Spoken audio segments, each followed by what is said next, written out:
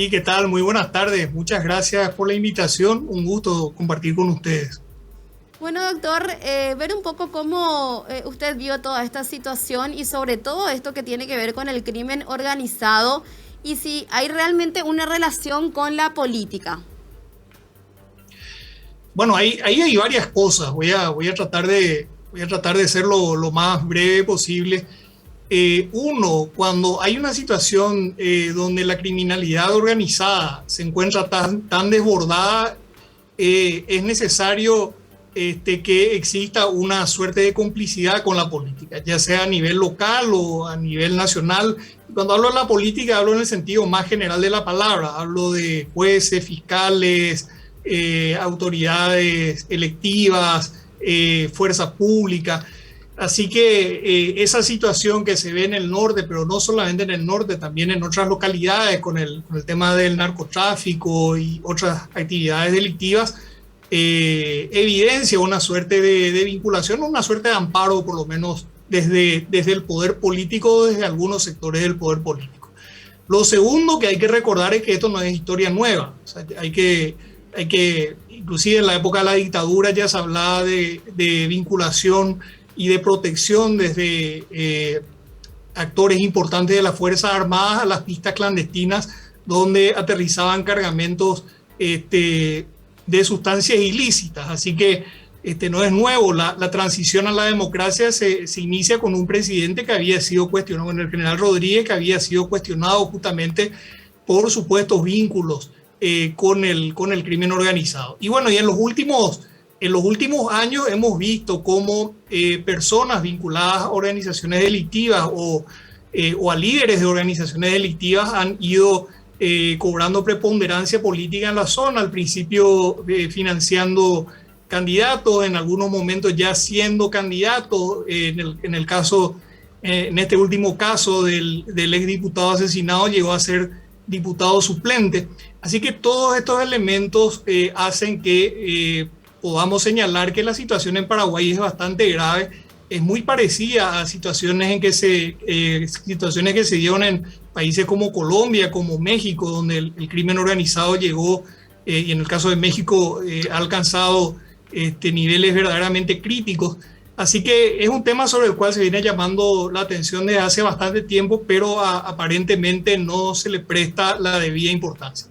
Doctor, justamente cuando hablamos no solo de la zona norte, sino también distintos puntos fronterizos, lo es el caso también con Bolivia, el ingreso y salida de droga muchas veces, de precursores, de todo tipo de sustancias también que sea. Ahí hablamos de algo puntual también, la soberanía territorial. ¿Qué está pasando a nivel país y a nivel de autoridades, atendiendo que grupos criminales van ganando cada vez más fuerza dentro de lo que son las fronteras? No, ahí hay algo que es increíble. Vos estás mencionando el tema de la soberanía y algo que es llamativo, pero también sorprendente. Vos ves el mapa de América Latina en cuanto a protección del espacio aéreo y en la parte que corresponde a las fronteras del Paraguay te vas a encontrar con un agujero negro. O sea, el mapa del Paraguay es una mancha negra en cuanto a protección del espacio aéreo. Los demás países tienen tecnología, tienen legislación, les permite proteger el espacio aéreo, pero sin embargo nosotros no. Lo otro es el tema de los ríos. Nosotros no tenemos una fuerza naval que proteja la soberanía y sobre todo que realice controles en los ríos. Y ahí tenemos que, por ejemplo, bueno, tanto en el espacio aéreo como también con relación al río Paraguay, tenemos que la cocaína que se produce en Bolivia, hay que recordar que en 3 países en el mundo se produce cocaína y los 3 están en América del Sur, que son Colombia, Perú y Bolivia. Y fundamentalmente la cocaína que se trafica desde Bolivia pasa por Paraguay y entra ya sea por el espacio aéreo o a través de los ríos y se embarca posteriormente en algún puerto paraguayo. Entonces, ¿cómo es posible que en tantos años, y estamos hablando de recursos que no son imposibles de alcanzar, Paraguay no haya invertido en la protección de su soberanía aérea, no haya invertido en su fuerza aérea, no haya invertido en su fuerza naval? esas son señales que nos indican que no estamos haciendo lo básico que se tiene que hacer. Y un último elemento, cuando hablamos del crimen organizado, no estamos hablando solamente de droga que pasa por el país que es cosa de unos cuantos grupos criminales, sino estamos hablando de una actividad que deja también mucha violencia en el país. Antes había cifras actualizadas en la página web del Ministerio del Interior. Las últimas veces que yo consulté el sitio web del Ministerio no encontré cifras actualizadas, pero sí probablemente ahí creo que hasta el 2017 o 2018 las tasas de homicidio del departamento de Amambay están entre las tasas de homicidios más altas del mundo.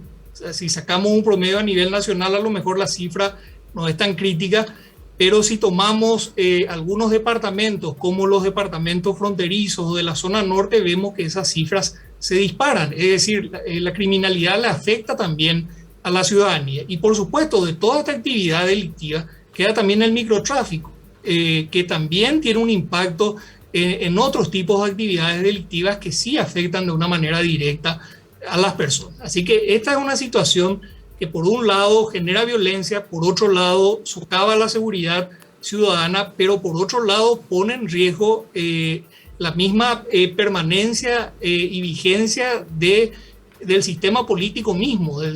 Estamos ante el riesgo de que nuestras instituciones republicanas y democráticas sean cooptadas totalmente por el crimen organizado. Por último, doctor, y luego ya le liberamos, ¿realmente hay o existe esa voluntad o no hay una voluntad política incluso para poder, no sé si acabar, porque es un proceso bastante largo también, pero por lo menos para empezar a combatir también esto, y en donde influye mucho también el tema de la corrupción, doctor? Sí, yo creo que hay una voluntad de tolerar determinadas actividades delictivas. Por ejemplo, en la zona norte claramente se tolera el contrabando o el tráfico de cigarrillos u otras formas de contrabando.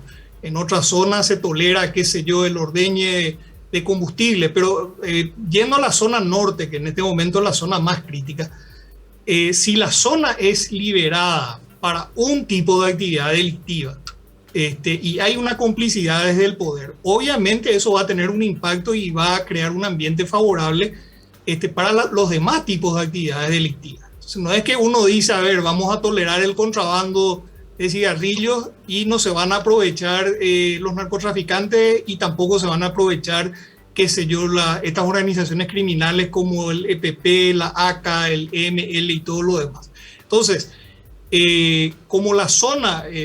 Y claramente hay porque uno ve que los cargamentos del contrabando de cigarrillo, por ejemplo, caen del lado brasilero. Entonces, evidentemente, tuvieron que llegar al lado brasilero por el lado paraguayo. Entonces, si hay tolerancia a un tipo de criminalidad organizada, obviamente eso favorece otros tipos de criminalidad. Y por eso probablemente está tan crítica la zona en el norte y recrudecieron tanto los hechos violentos en esa zona. Podría ser una posibilidad, pero más allá de estos hechos puntuales, esto es un problema que viene desde hace tiempo, y más allá de determinar de dónde viene la complicidad o quiénes son los principales responsables, evidentemente como sociedad no hay una conciencia general sobre la gravedad del problema.